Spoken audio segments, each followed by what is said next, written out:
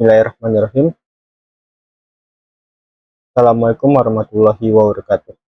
Teman-teman sekalian, pada pembahasan kali ini kita akan membahas soal-soal ITS ya.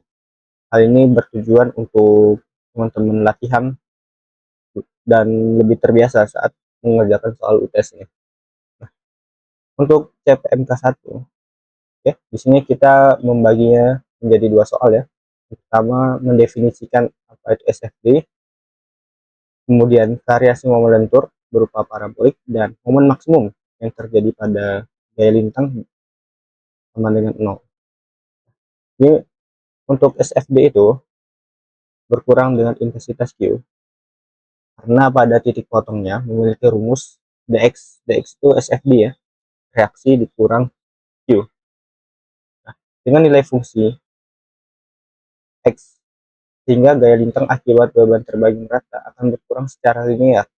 Karena Q ini dikali dengan jarak ya, semakin panjang bebannya, itu maka akan semakin kecil, semakin berkurang nilai dx-nya itu. Dan berkurangnya ini tidak hanya mendekati 0, tapi dia bisa saja kurang dari 0. Itulah mengapa SFD itu visualnya seperti ini ya. Nih, dia bisa area positif dan juga bisa area negatif.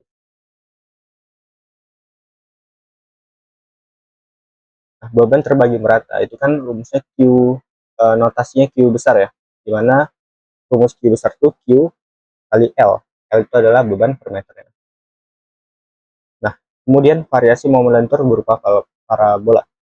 Jika teman-teman perhatikan, kalau dia berada di beban merata ya, SFD BMD-nya tuh adalah berupa parabolik.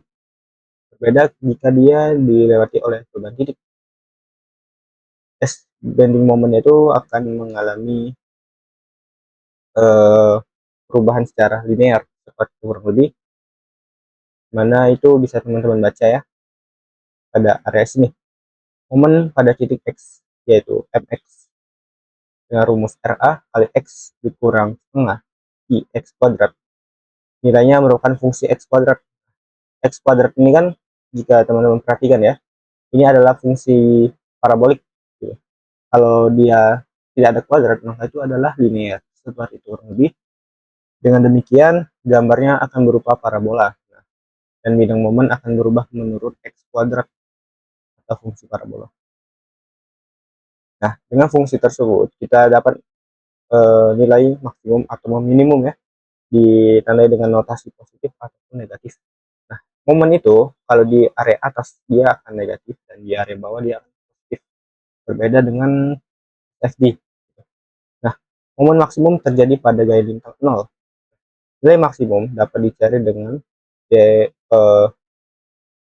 turunan M terhadap X sama dengan 0. Nah, secara umum, momen yang terjadi pada jarak X adalah mx RA kali X minus setengah I X kuadrat, sehingga didapat RA kurang X sama dengan 0.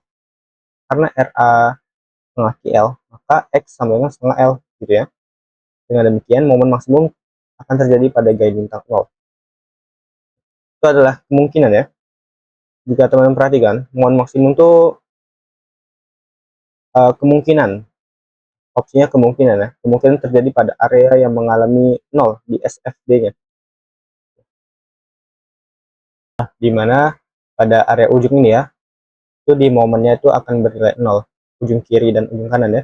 Kenapa? Karena ini bukan tumpuan jepit seperti kurang lebih. Jadi teman-teman lihat pada area yang memiliki SFD 0 ya, nah itu umumnya akan bernilai besar momennya ini, gitu dengan ini. Namun yang kita notice itu haruslah yang beban merata. Kenapa? Karena pada saat kita menghitung beban merata itu kan akan mengalami titik 0 ya. Nah, tapi titik 0 ini kita tidak tahu panjangnya itu berapa. Nah, itulah mengapa kita perlu dengan perlu tahu nilai X ini. Nah, nilai X ini adalah ini ya. Nah, ini bisa teman-teman lihat itu 3,64 ton ya. Itu dibagi dengan beban meratanya, sehingga kita dapat panjangnya ini 3,64. Sehingga apa? Sehingga kita dapat menghitung momen di area ini dengan rumus momen max sebagai berikut. Oke, setelah pembahasan teori selesai, di sini kita lanjut ke CPMK 1 yang tipe penjabaran rumus gitu ya. Soalnya sebagai berikut, sederhana saja soalnya, dimana jika teman-teman perhatikan sebagai berikut ya. Di sini kita terdapat Walk Gerber dinotasikan oleh S1. S1 ini kan lebih dekat ke titik B. Itulah mengapa titik A sampai S1 itu akan membebani titik S1 sampai 2. Ya, posisi yang di bawah ya, yang mana yang paling dekat ke tumpuan itu berada di bawah. Nah, otomatis kita perlu mencari dulu nilai RS1. Karena target kita itu kan mencari reaksi C ya, soal mencari reaksi C. Kita perlu mencari RS1. Kenapa? Karena untuk mencari untuk mencari reaksi C itu kita perlu di sigma momen B gitu ya. Di sigma momen B ada satu gaya yang belum diketahui, yaitu RS1 gitu ya. Itulah mengapa kita mencari RS1 dulu. Di RS1 itu P1 ya, dikali A, dia pakai sigma momen A ya, karena dia searah jarum jam, maka dia bernilai positif. Kemudian jaraknya A plus B ya. Nah, kemudian tentang S1 sampai 2. Nah, kita dapat nilai RS1 sebagai berikut. Ini nanti ini revisi ya. Ini maksudnya RC gitu.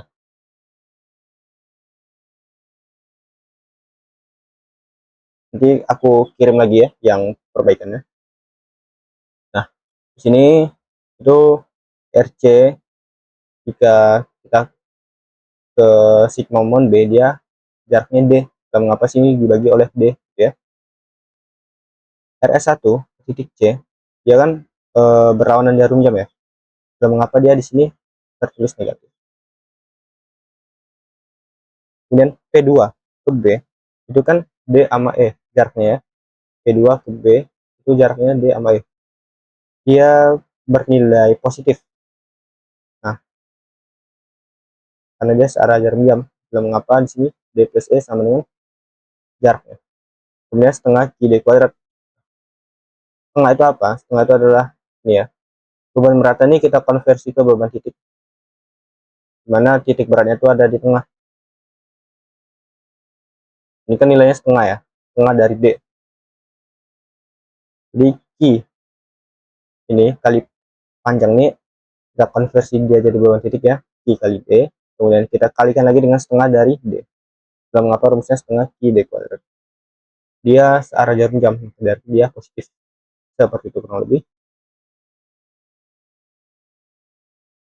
Nah, sudah selesai. Kita lanjut ke topik kita ya, yaitu CPMK 2.1, yaitu balok sederhana. Nah, ini soalnya sebagai berikut, di mana kalian bisa variasikan nih pada area ini mungkin ya, atau pada area lain bebas. Karena untuk tugas besar ini targetnya itu kalian memahami, bukan hanya sekedar menulis. Tujuannya apa? Tujuan agar terbiasa pada saat ujian nanti gitu. Nah, ini kita tahu ya berdasarkan teori tadi, apabila S1-nya itu ada dua jarak ya, ke B atau ke A, yang paling dekat itu otomatis 2 meter ya dibanding 6 meter. Yang paling dekat itu berada di posisi bawah. Mengapa? Ini kalau kita definisikan balok A sampai S1 itu akan membebani balok S1 sampai 2 gitu ya. Reaksi yang terjadi pada S1 itu merupakan beban pada balok di bawahnya gitu. Bagi contoh seperti 2,5 nih, dia akan menjadi beban gitu ya. Oke. Untuk mencari reaksi, kita umumnya menghitung yang atas dulu ya. Karena kenapa? Karena alurnya itu dari atas ke bawah. Sama untuk mencari reaksi S1, untuk mencari reaksi S1 itu kita pakai sigma momen A. Untuk mencari RA, kita pakai sigma momen S. Gini ya. Nah, sigma momen S, RAV-nya sama dengan 6. Gini. Ya, searah jarum jam ya. Arah jarum jam. jaraknya 6, kemudian 4,62 ini jaraknya 3, sama dengan 0. Kemudian dipindah rumus, ada kanan jadi positif dan pengali jadi naik, jadi pembagi gitu ya, didapat RAV 2,31. Nah, untuk sigma MA sama sebenarnya. RS1 ke A itu kan jaraknya 6 ton, tapi dia berlawanan jarum jam ya, jadi dia negatif. Kemudian plus 4,62 kali 3, ini searah jarum jam, jaraknya 3, maka dia bernilai positif. Setelah itu pindah ruas ya, dia jadi negatif, pengali jadi pembagi, dan karena ini sama-sama negatif, didapat hasilnya positif 2,31 ton. Nah, kemudian kita verifikasi bahwasannya reaksi sama dengan beban gitu ya. Nah, kita cek di sini, reaksi kita 2,31 tambah 2,31, beban kita 4,62. Ini kalau kita kumulatifkan dia akan bernilai 0. Jika dia 0, ini verifikasi. Ini wajib ditulis verifikasi. Karena kenapa? Karena ini adalah salah satu parameter penilaian untuk CPMK 3 gitu ya. Nah, jika teman-teman perhatikan, di sini itu ada tumpuan miring, di mana kemiringannya itu yang bagian horizontal 4, vertikalnya 3. Sehingga RAH-nya itu adalah 3/4 RAV. Nah, rumus RAH ini sebenarnya udah kita jabarkan di kelas, tinggal kita pakai saja ya, 3/4 kali RAV. Nah, RAV-nya tadi 2,31, sehingga nilai RAH itu 1,7325 ton. Arahnya ke kanan ya. Bisa teman-teman lihat ini visualnya tuh, bisa kita cek ya, ke atas dan ke kanan. Nah, jika dia ada beban yang ke kanan, maka ada satu beban yang ke kiri. Jadi tumpuan B atau C, dia akan berada di tumpuan C. Kenapa? Karena dia di tumpuan sendi ya. Tumpuan sendi itu akan mengalami dua gaya, yaitu gaya vertikal, reaksi vertikal dan reaksi horizontal. Kalau di tumpuan roll itu hanya satu reaksi saja, yaitu reaksi vertikal. Nah, setelah itu nah, bentang S1 sampai 2. Di sini akan ada reaksi horizontal lagi ya, di tumpuan sendinya gitu. Nah, untuk mencari RBV, kita berarti pakai sigma moment C. RS1 ke C itu kan jaraknya adalah 10 meter ya. Belum mengapa tadi reaksi S1 itu adalah beban untuk balok di bawahnya. Ini dia bernilai negatif karena berlawanan jarum jam. Jaraknya 10, kemudian beban merata ini 1 kali 8 kali jaraknya setengah ya. 3 itu 4 meter. Kemudian 2,5 kali 3 ton. Jadi 2,5 ini kali 3 ton. Dia ke arah jarum jam ya. Belum mengapa di sini dia positif. 2,5 kali 3 meter. Sorry. Jaraknya 3 meter. Kalau kita pindah ruas ke kanan, kalau dia negatif di positif dan seterusnya dibagi 8 ya, dapat 5,95 ton. Nah, untuk mencari RCV, ya, RCV di sini kita pakai sigma momen satunya, yaitu sigma momen B. Kenapa tidak pakai sigma momen C? Karena untuk mencari RCV, jika kita pakai sigma momen C itu tidak ada jarak ya, otomatis RCV kali 0 dia akan bernilai 0. Kurang lebih RCV ke titik B itu kan negatif ya, karena berlawanan jarum jam dengan jarak 8. Nah, 2,31 ini RS1 tadi ke titik B, dia sama ya, dia berlawanan jarum jam, dia tetap negatif, tapi jaraknya makin pendek yaitu 2 meter. Nah, kemudian 1 kali 8 kali 4 dia sama seperti ini. 1 kali 8 itu konversi dia dari beban merata ke bawah titik, dan beban titik ini kita arahkan dia ke titik B. Nah, dia kan berlawanan arah jarum jam ya, dan mengapa nilainya positif. Nah, kemudian 2,5 plus 11. Nah, ini kan 8 tambah 3, 11 ya jaraknya. Ini ke sini. Sudah selesai, didapat RCV 6,86 ton dan diverifikasi semua reaksi ini ditotalkan, mengapa ini 5,95 tambah 685 dikurang RS1 dikurang beban meratanya dikurang dengan beban titik. Jadi harus seimbang ya, reaksi ke atas dan beban ke bawah itu harus benar-benar nol atau dia statik imbang. Nah, jika udah dapat, di sini aku rekap aja. Teman-teman tidak perlu tulis ini sebenarnya pada saat ujian, karena ini sebenarnya termasuk posting time. Kita menuliskan hasil sebagai rekapitulasi itu termasuk posting time ya. Oke, sudah selesai. Di sini Kirchhoff diagram. Nah, Kirchhoff diagram itu kalau di ujian ini tidak perlu ditulis ya. Karena kenapa? Karena kita dapat menggambarnya langsung tanpa harus menulis step by step perhitungannya ini. Nah, pertama kita cek ya di titik A, SFD. Di sini kan ada reaksi ke atas ya. Nah, sebesar apa? Sebesar 2,31 ton. Itulah mengapa di sini nanti dia akan naik ke atas ya, 2,31 ton. Oke. Kemudian akan dia linear sampai dia ketemu pengaruh yang lain. Nah, di sini dia turun 4,62 ya. Berarti 2,31 kurang 4,62 itu minus 2,31. Oke, setelah selesai dia akan sini dan dia naik ya. Kenapa naik? Ya, kita ke sini dulu. Dia ke sini kan. Pada area ini di reaksi S1 ya, ini bisa kita abaikan, bisa juga kita jabarkan. Nah, pada reaksi ini dia akan naik dulu. Oke. Dia akan menerima reaksi dari S1 dan dia akan menerima beban dari S1. Sehingga dia nilainya tetap ya. Dia tidak naik, tidak turun, dia akan kembali lagi ke titik ini.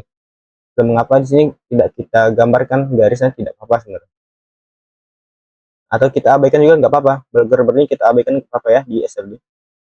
Kita teruskan sampai di posisi ini, dia ketemu titik B, berarti RBV gitu ya. Nah, ini nanti plus RBV. Ini typo ya, plus RBV karena dia ke atas. Oke, sehingga nilainya adalah menjadi positif 3,64. 3,64. Nah, di sini kita ketemu beban merata, jadi dikurang 1 kali 8 gitu ya. Dia akan berkurang terus per 1 meter dia kurang 1 ton, per 1 meter dia kurang 1 ton, dan dia akan bentuk garis linear ya, tapi miring gitu, karena dia beban merata dan dapat hasil 4,36 ton. Dan naik ke atas karena dia ketemu reaksi P, reaksi C vertikal gitu ya, besar 6,86. Dan mengapa dia 4,36 tadi ditambah 6,86 didapat 2,5.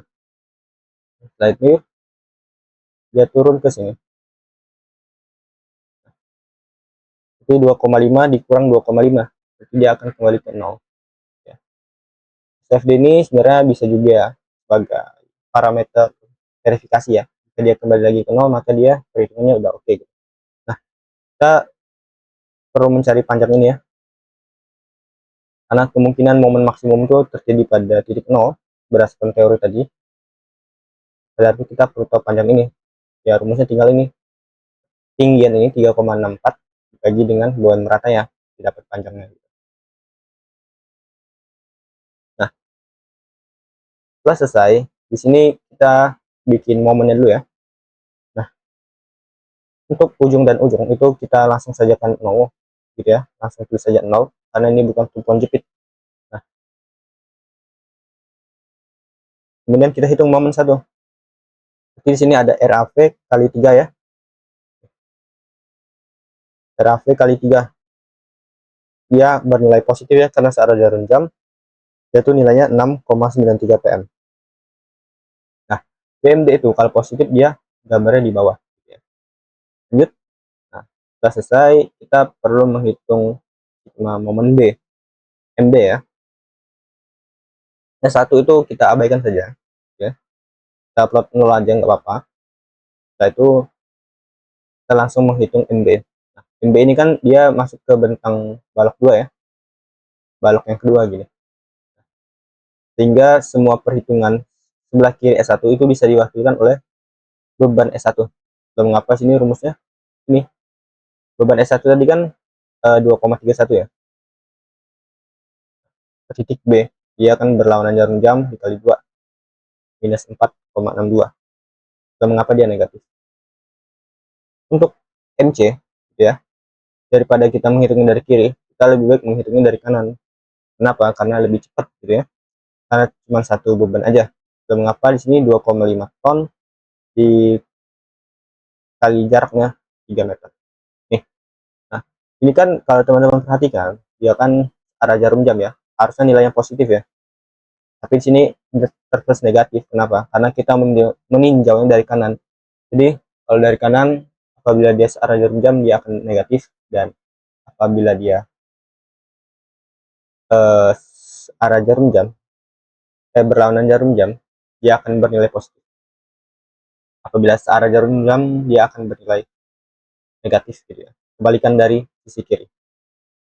Nah, setelah selesai, kita perlu menghitung nilai momen maksnya itu di sini. Momen maks ini kita bisa hitung dari kiri dan kanan gitu ya. Ini tadi ada RS1, cari jaraknya ke momen maks ini. Tadi kan 2 plus 3,64 ya. Dua titik ini ya. 2 plus 3,64 itu 5,64. Nah, dia kan dari kiri kita tinjau ya. Dia berlawanan jarum jam, itulah mengapa negatif. Kemudian ada reaksi di sini. Reaksi titik B. Dia ke sini. Oke. Dia jaraknya 3,64. Maka dia adalah positif karena searah jarum jam.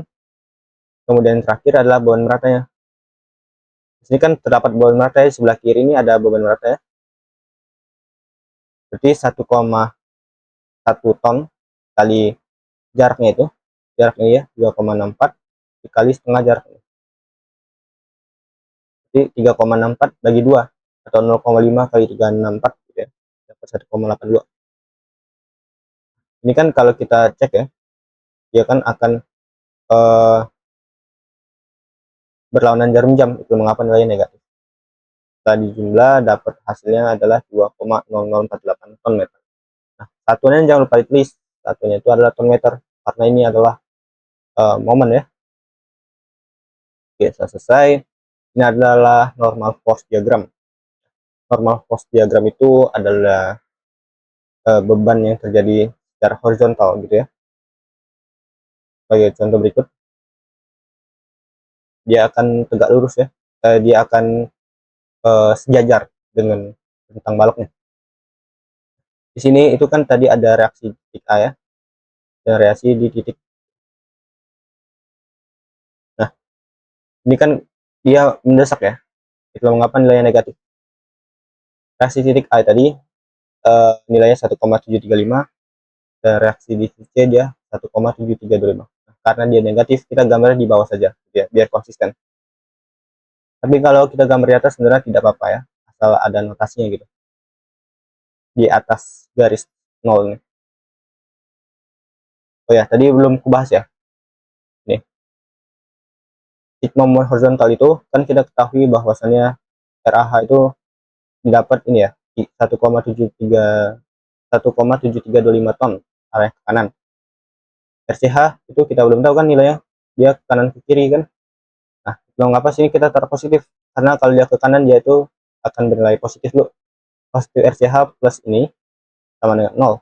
Sehingga RCH didapat nilai negatif. Kalau dia negatif, berarti arahnya sebaliknya gitu. Arahnya ke kiri. Negatif itu adalah correction dari arah yang telah kita prediksi sebelumnya. Karena kita arahnya ke kanan, tapi hasilnya negatif, berarti arah kanan ini perlu kita koreksi. Dia arahnya adalah ke kiri. Gitu ya. Itulah mengapa di sini pada saat rekap ya, arahnya ke kiri. Oke, lanjut. Kita lanjut ke soal balok sederhana 2 ya. Diberi soal sebagai berikut. Ini kalau tidak salah adalah soal latihan UTS sekalian dan soal UTS sekalian gitu ya. Nah, soalnya sebagai berikut. Di balok terber ini bisa teman-teman lihat bahwasannya S1 ini lebih dekat titik B dibanding titik C. Itu mengapa posisi S1 sampai 0 itu berada di bawah gitu ya. Kita hitung dulu pada area ini. Ini kan jaraknya simetris ya. Otomatis sebenarnya RS1 dan RCV ya, itu bisa teman-teman langsung 4 ton dibagi 2 ya, karena dia simetris. Namun ini kita jabarkan saja perhitungannya, tidak apa-apa, yaitu RS1 kita pakai sigma momen C ya, jaraknya 6, kemudian dia positif ya, searah jarum jam. Kemudian 4 ton ini ke C, dia bernilai negatif karena dia berlawanan dari jam. Sama dengan 0, berarti ini kali ini 12, pindah ruas jadi positif, dibagi 6 dapat 2 ton. Nah, untuk mencari RCV, konsepnya sama ya. RCV ke titik ke-1 itu kan berlawanan jarum jam. Setelah mengapa nilai negatif, jaraknya 6, kemudian 4 ton ini ke 1 ya, itu jaraknya 3 ya, searah jarum jam. Setelah mengapa sini dia positif, pindah ruas jadi negatif, bagi 6 dapat 2 ton karena dia sama-sama negatif ya, dapatnya 2 ton positif. Kemudian kita verifikasi semua reaksi ini di total 2 tambah 2 dikurang 4 dapat 0 ton. Nah ini jangan lupa di oke, karena ini adalah salah satu penilaian di CPMK 3 gitu ya. Nah, untuk nilai RCH, RCH itu kan ini bisa kita lihat langsung ya, dia ada reaksi ke kanan dan reaksi ke kiri. Rumusnya sama ya, 3/4 dari reaksi vertikalnya, jadi 3/4 kali 2 dapat 1,5. Arahnya ke kiri ya, udah jelas ya, karena dia miringnya ke kiri. Nah ini kita bisa hitung RCH ini, kita bisa langsung hitung RBH. Kenapa bukan RAH? Karena RAH ini cuma roll, kita hitungnya di tumpuan sendi. RBH ini kita asumsikan ke kanan ya. RBH mengapa sini positif? Karena kita asumsikan ke kanan, dikurang 1,5 ton dari RCH ini, sehingga dapat RPH 1,5 ton positif. Nah, kalau dia positif, maka arah prediksi tadi itu udah benar gitu ya. Oke, ini arahnya ke kanan. Sudah selesai. Di sini lanjut ke bentang yang bawah, bentang 0 sampai bentang S1 gitu ya. Untuk mencari RAV ya, kita pakai sigma mon B. Berarti RAV ke titik B itu kan dia ini ya, searah jarum jam ya. Mengapa dia positif di sini nilainya? Jaraknya berapa? Jaraknya adalah 5 meter. Kita ini ke sini itu kan berlawanan jarum jam ya. Jaraknya adalah 7. Kemudian ini beban berata, kita konversi dia dulu jadi beban titik ya, 1,25 dikali 5. Kemudian karena dia berlawanan jarum jam ya, maka dia akan bernilai negatif dikali 2,5. 2,5 ini apa? 2,5 ini adalah setengah dari 5 meter ini, setengahnya gitu ya, karena kan kita perlu tahu jarak ini ke sini itu 2,5 meter. Oke, setelah selesai lanjut plus 2. Nah ini kan tadi kita hitung reaksi S1, di mana reaksi itu adalah beban untuk bentang di bawahnya. Ini ke titik B, dia akan bernilai positif dan jaraknya 2,5 meter. Oke, ini ya, dapat 5,625 ton. Lanjut ke RBV. Nah, RBV ini kan bernilai negatif ya, karena dia berlawanan jarum jam. Jaraknya juga sama 5. Kemudian 2,5 ini dia jaraknya 2 ya, dengan nilai adalah dia berlawanan jarum jam. Itu mengapa di sini nilainya negatif. Kemudian setelah itu bangunan berat ini dia akan ke sini ya. Nah, ini kan searah jarum jam, mengapa dia positif? Setengah 1,25 kali 5 meter. Itu konversi dia dari beban merata ke beban titik. Kemudian jaraknya itu adalah setengah dari 5 meter. Itu 2,5 M. Nah, kemudian 2 ton ini yang tadi ya. Ini kan ada reaksi ya dari S1. Jaraknya adalah 7 meter, 7,5. Dan dia bernilai positif karena dia searah jarum jam. kemudian pindah ruas ke kanan, kemudian pengali jadi pembagi, dan dapat RPV 5,125 ton. Kemudian diverifikasi ya semua ini. Jangan lupa sebagai parameter hitungan CPM3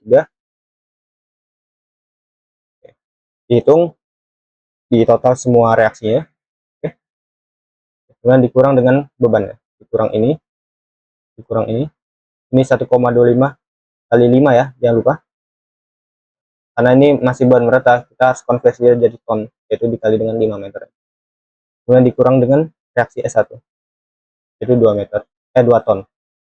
Sehingga apabila ini kita kumulatifkan dan hasilnya 0, maka dia oke. Oke, lanjut ke series cost diagram. Ini kita rekapitulasi dulu. Oke, ini sebenarnya untuk penjelasan saja ya, teman-teman tidak perlu menulis rekapitulasi ini. Kemudian kita cek di titik 0, ini kan turun ya, dia turun 2,5 ton. Oke, setelah turun dia posisi ini, dia naik. Nah, kenapa naik? Karena dia ketemu reaksi vertikal 5,6. Nah, itu mengapa pada saat dia turun ya, dia naik, hasilnya itu 3,125 ton. Kemudian dia ketemu beban merata, di mana dia turun 1,25 per meter, 1,25 ton per meter. Nah, mengapa di sini positif tadi kita kurang 1,25 kali 5 dapat 3,125, negatif ya. Setelah itu dia ketemu lagi dengan reaksi B. Mengapa habis titik bawah ini kita tambah dia dengan reaksi B ya, hasilnya 2 ton. Setelah naik dia turun di sini. Kemudian kita notice lagi ya, di S1 dia turun dulu karena ada beban, dan dia naik lagi karena dia ada reaksi gitu. Tapi ini kita abaikan saja, nggak apa-apa. Nah, kita lanjut ke sini. Di titik 1 ini ya, dia ketemu 4 ton. Dong apa sih, ini minus 4 ya, dia jadi minus 2 ton. Setelah selesai minus 2 ini ketemu RCV.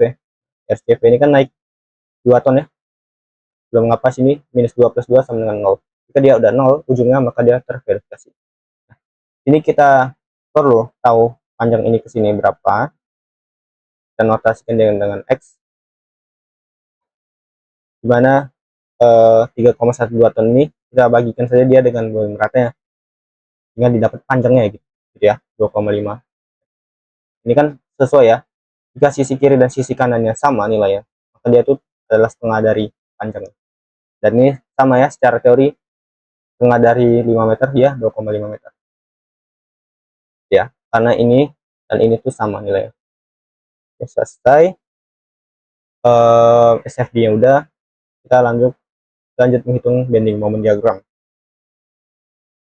Nah, di sini itu reaksi dukungannya nggak apa-apa, kita rekap ya.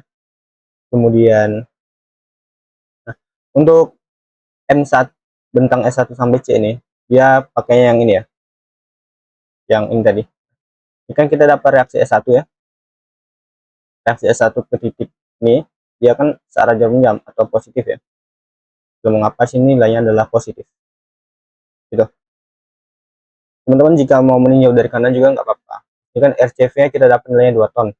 2 ton ke kiri kan dia negatif ya, tapi karena kita tinjau dari kanan dia bernilai positif. Belum mengapa 2 kali 3 dia hasilnya positif gitu. Oke, setelah ini selesai, ini langsung plot aja 0, dan juga di area gerbernya juga langsung plot 0 gitu ya. Kita lanjut ke bentang 0 sampai 1. Ini sampai sini gitu ya. Nah, untuk MA ini kan kita dapat di sini reaksi 2,5 ton ke titik A. Jadi dia negatif ya, berarti 2,5 kali 2 yaitu minus 5 ton meter. Nah, MB-nya ini tadi kan kita meninjau balok sebelumnya sebagai reaksi ya, S1 ini. Lanjut di bentang sebelah kiri itu adalah beban gitu ya, karena posisinya berada di bawah nih. Nah, kita tinjau dari kanan karena biar lebih efektif ya. Jadi ini ke arah sini itu kan dia positif ya. Nah, tapi karena kita tinjau dari kanan, ini akan bernilai negatif meskipun dia searah jarum jam.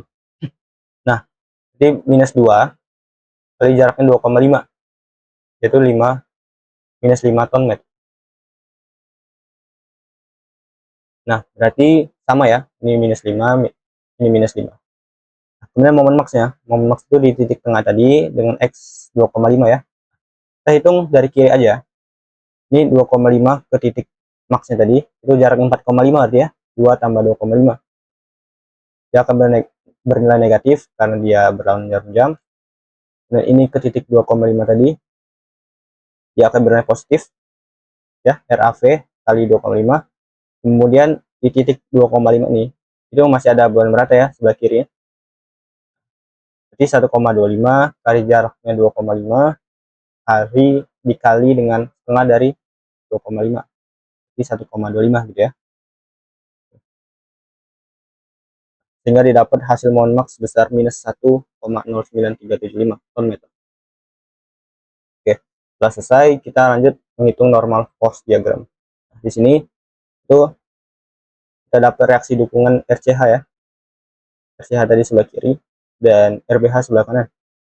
Karena dia desak ya atau menekan ya, otomatis nilainya negatif. Jadi dia turun dulu, kemudian naik lagi. Dia bernilai negatif. Nah, karena dia negatif, biar kita konsisten, kita gambarnya di bawah saja. Meskipun boleh kita gambar di atas ya, tapi kita gambar di bawah saja biar dia konsisten. Oke, saya rasa cukup sekian pembahasan tentang TPMK 1 dan 2.1 ya. Namun topik ini adalah kita pembahasan tentang balok sederhananya itu. Oke, di pembahasan selanjutnya kita akan membahas soal balok kolom ya. Nih, yang ada balok dan kolom ya. Oke, untuk part ini kita cukupkan dulu sampai sini. Apabila saya ada salah kata, saya mohon maaf. Billahi taufiq wal hidayah. Assalamualaikum warahmatullahi wabarakatuh.